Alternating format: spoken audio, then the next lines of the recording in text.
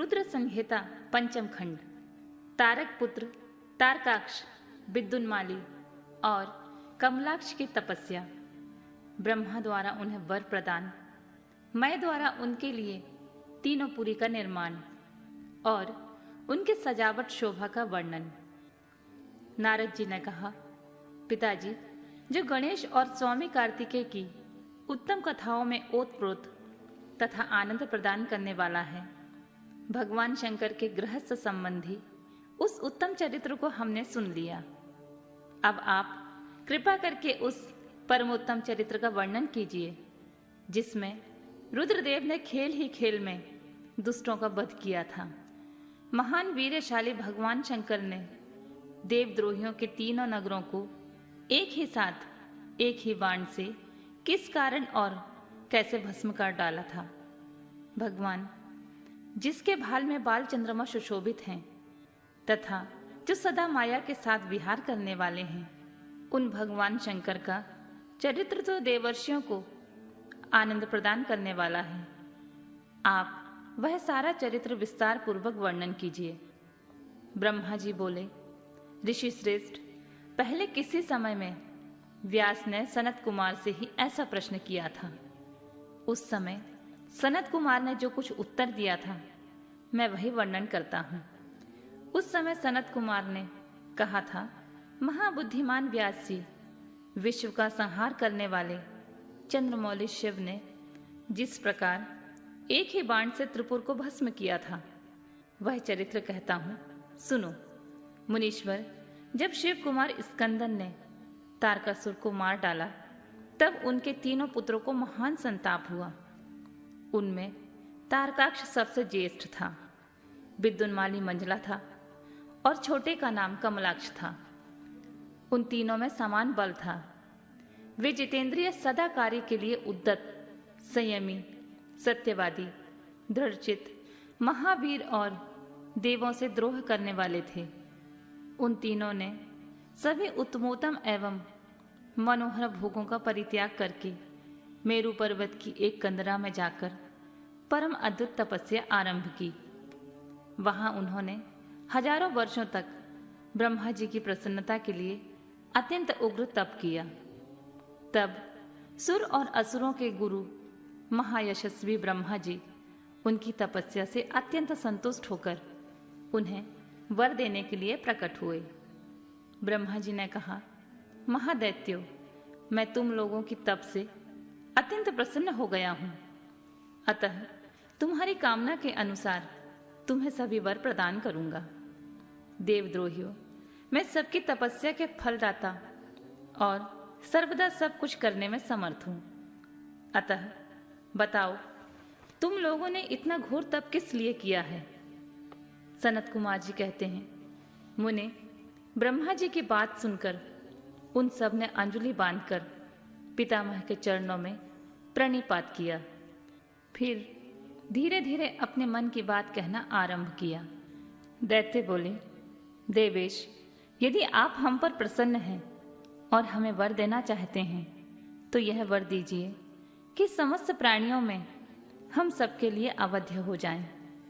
जगन्नाथ, आप हमें स्थिर कर दें और हमारे जरा रोग आदि सभी शत्रु नष्ट हो जाएं, तथा कभी भी मृत्यु हमारे समीप न फटके। हम लोगों का ऐसा विचार है कि हम लोग अजर अमर हो जाएं और त्रिलोकी में अन्य सभी प्राणियों को मौत के घाट उतारते रहें।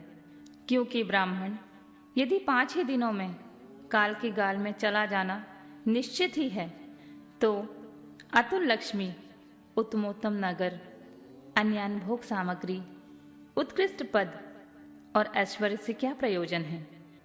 मेरे विचार से तो उस प्राणी के लिए ये सभी व्यर्थ हैं। सनत कुमार जी कहते हैं, महर्षि, उन तपस्वी दैत्यों की बात सुनकर ब्रह्मा अपने स्वामी गिरिशाई भगवान शंकर का ध्यान करके बोले, असुरों, अमरत्व सभी को नहीं मिल सकता, अतः तुम लोग अपना यह विचार छोड़ दो। इसके अतिरिक्त अन्य कोई वर जो तुम्हें रुचता हो मांग लो। क्योंकि दैत्यो, इस भूतल पर जहां कहीं भी जो प्राणी जन्मा है, अथवा जन्म लेगा, वह जगत में अजर अमर नहीं हो सकता। इसीलिए पाप रहित असुरों, तुम लोग स्वयं अपनी बुद्धि से विचार करके मृत्यु की वंचना करते हुए कोई ऐसा दुर्लभ एवं दुसाध्य वर मांग लो जो देवता और असुरों के लिए अशक्य हो। उस प्रसंग में तुम लोग अपने बल का आश्रय लेकर पृथक पृथक अपने मरण में किसी हेतु को मांग लो, जिससे तुम्हारी रक्षा हो जाए और मृत्यु तुम्हें वरण न कर सके। सनत कुमार जी कहते हैं, महर्षि ब्रह्मा जी के ऐसे वचन सुनकर वे 2 घड़ी तक ध्यानस्थ हो गए।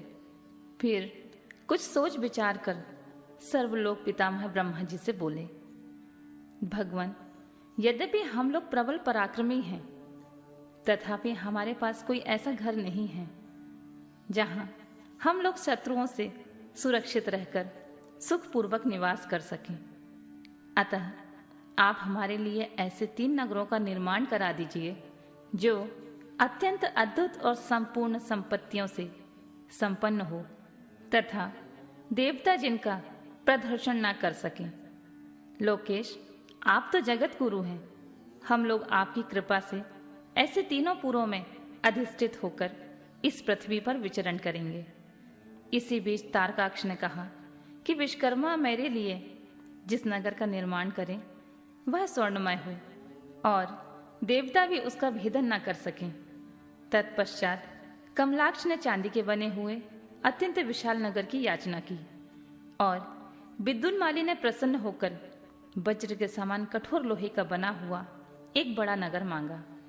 ये 3 पुर मध्याह्न के समय अभिजीत मुहूर्त में चंद्रमा के पुण्य नक्षत्र पर स्थित होने पर एक स्थान पर मिला करें और आकाश में नीले बादलों पर स्थित होकर ये क्रमशः एक के ऊपर एक रहते हुए लोगों की दृष्टि से ओझल रहें।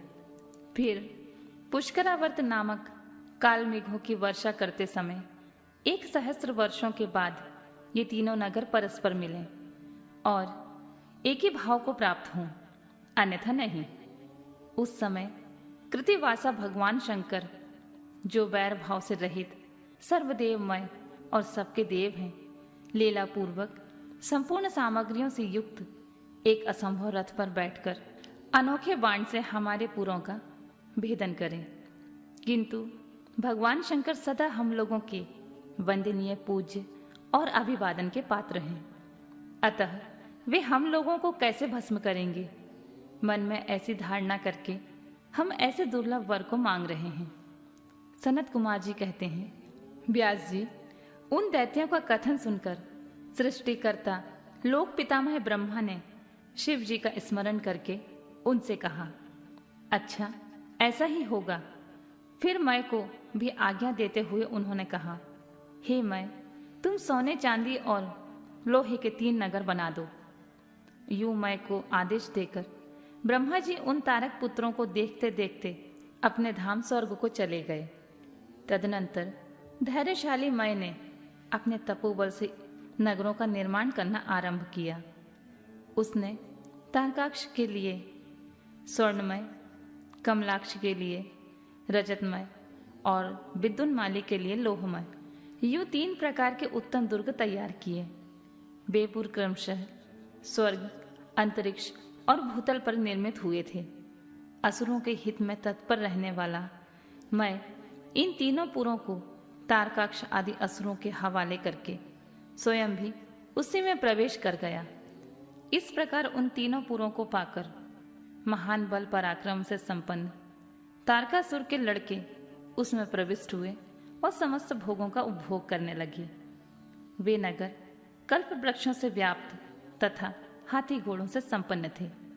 उनमें मणि निर्मित जालियों से आच्छादित बहुतेरे महल बने हुए थे। वे पदेरा के बने हुए एवं सूर्यमंडल के समान चमकीले विमानों से, जिसमें चारों ओर दरवाजे लगे हुए थे, शोभायमान थे। कैलाश शिखर के समान ऊंचे तथा चंद्रमा के समान उज्जवल दिव्य प्रसादों से, गोपुरों से उनकी अद्भुत शोभा हो रही थी। वे अप्सराओं, गंधर्वों, सिद्धों तथा चारणों से खचाखच भरे थे। प्रत्येक महल में शिवालय तथा अग्निहोत्रशाला की प्रतिष्ठा हुई थी। उसमें शिव भक्ति परायण शास्त्रज्ञ ब्राह्मण सदा निवास करते थे। वे बावली, कूप, तालाब और बड़ी बड़ी तलैया से तथा समूह के समूह स्वर्ग से युक्त हुए वृक्षों से युक्त उद्यानों और वनों से सुशोभित थे। बड़ी बड़ी नदियां और छोटी छोटी सरिताओं से, जिसमें कमल खिले हुए थे, उनकी शोभा और बढ़ गई थी। उसमें संपूर्ण कामनाओं को पूर्ण करने वाले अनेक फलों के भार से लदे हुए वृक्ष लगे थे, जिनमें वे नगर विशेष मनोहर लगते थे। वे झुंड के झुंड मदमस्त गजराजों से, सुंदर सुंदर घोड़ों से और नाना प्रकार के आकार प्रकार वाले रथों एवं शिविकाओं से अलंकृत थे। उसमें समय अनुसार पृथक पृथक क्रीड़ा स्थल बने थे और वेदा अध्ययन की पाठशालाएं भी भिन्न भिन्न निर्मित हुई थीं। वे पापी पुरुषों के लिए मन वाणी से अगोचर थे। उन्हें सदाचारी पुण्यशील महात्मा ही देख सकते थे। पति सेवा परायण और कुधर्म से विमुख रहने वाली पतिव्रता नारियों ने उन नगरों के उत्तम स्थलों को सर्वत्र पवित्र कर रखा था। उनमें महाभाग सूरवीर दैत्य और श्रुति स्मृति के अर्थ के तत्वज्ञ एवं सर्वधर्म परायण ब्राह्मण अपनी स्त्रियों तथा पुत्रों के साथ निवास करते थे। उनमें मैं द्वारा सुरक्षित ऐसे सुदृढ़ पराक्रमी वीर भरे हुए थे, जिनके केश नील कमल के समान नीले और घुंघराले थे। वे सभी सुशिक्षित थे, जिसमें उनमें सदा युद्ध की लालसा भरी रहती थी। वे बड़े बड़े समरों से प्रेम करने वाले थे। ब्रह्मा और शिव का पूजन करने से उनके पराक्रम विशुद्ध थे। वे सूर्य, मरुदगण और महेंद्र के समान बली थे और देवताओं के मंथन करने वाले थे।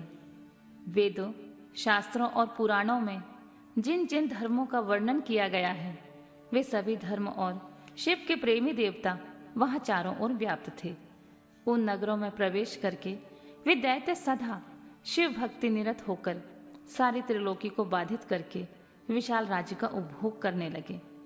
मुनि, इस प्रकार वहां निवास करने वाले उन पुण्यात्माओं को सुख एवं प्रीतिपूर्वक उत्तम राज्य का पालन करते हुए एक बहुत लंबा काल व्यतीत हो गया।